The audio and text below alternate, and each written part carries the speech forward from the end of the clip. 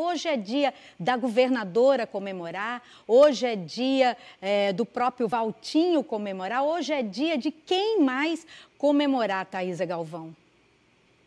Boa tarde, Micarla. Boa tarde vocês que nos acompanham. Micarla, eu acho que as comemorações aconteceram ontem. Hoje é dia de botar pé no chão, seguir, porque eleger um candidato, eleger um presidente não é uma eterna festa. Vem muito problema por aí e os problemas começam, Micarla, agora. A gente está vendo o presidente Jair Bolsonaro, são mais de 18 horas que ele foi derrotado, que foi anunciada a derrota dele.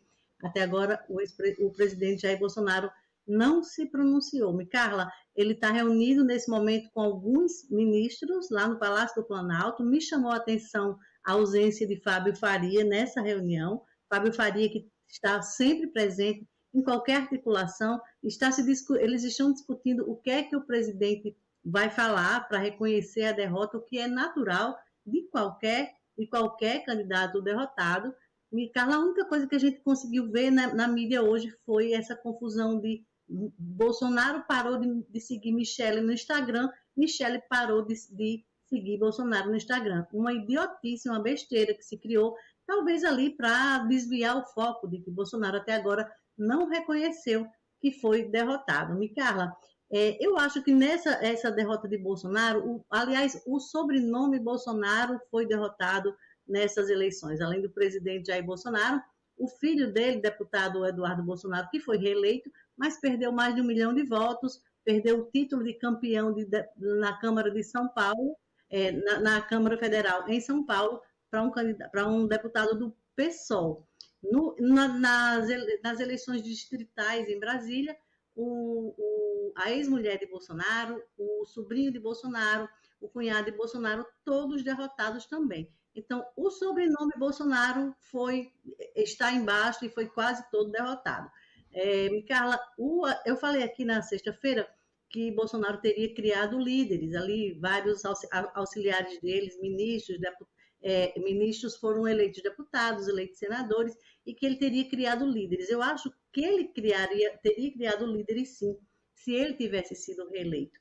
No caso de Bolsonaro derrotado, Carla, a gente sabe muito bem que um derrotado nem o vento bate nas costas. Então, até que ponto ele criou líderes e até que ponto ele criou cobras.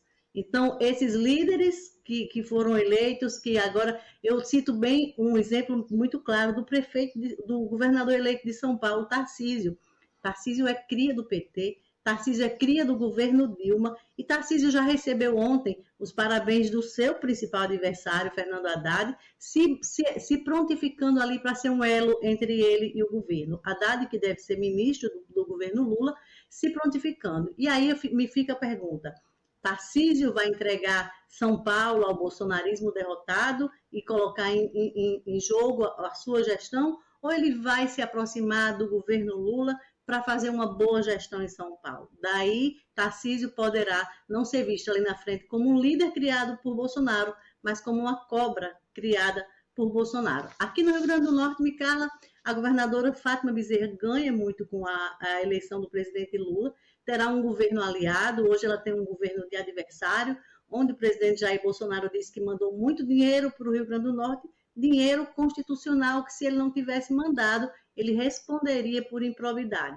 A governadora vai passar essa página e vai ter um presidente aliado.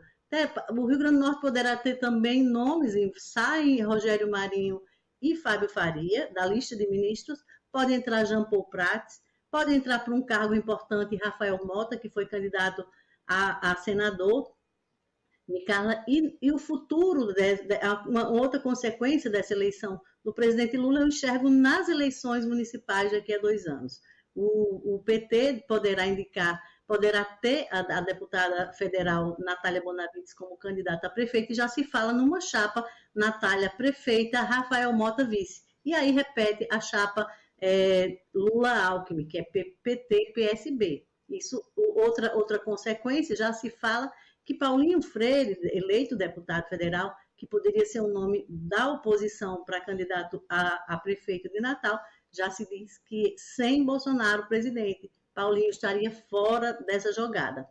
E, Micaela, sobre o Congresso, né, como é que Lula vai governar com o Congresso, eu sei muito bem, vocês sabem muito bem, que no Congresso tudo se resolve, você sabe muito bem. Não acredito que todos os que foram eleitos no guarda-chuva do bolsonarismo vai ficar contra o presidente Lula. Alguns sim, aqueles militares, aqueles mais, as Damares da vida, essas pessoas mais bolsonaristas de sangue, não deverão se aproximar do presidente Lula, mas uma boa parte irá sim e vai facilitar a governabilidade do presidente Lula. Micaela, me foi muito interessante, pelo que eu acompanhei, essa derrota de Bolsonaro, não porque eu vibrei, não porque eu torci, mas pelo meu trabalho. Era só para eu mostrar que o que eu falava, que o que eu escrevia, não era torcida, era visão apenas.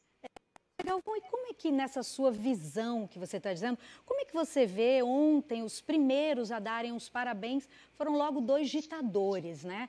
No caso, o ditador de Cuba disse o seguinte, logo durante, né? Logo que terminou a eleição, o ditador cubano Miguel Díaz-Canel, eu falo ditador porque ele não foi eleito pelo povo e sim foi colocado pelo partido lá. Ele colocou: estimado irmão Lula, eu parabenizo em nome do governo e do povo cubano que festejam sua grande vitória em favor da União Latino-Americana, conte sempre com Cuba.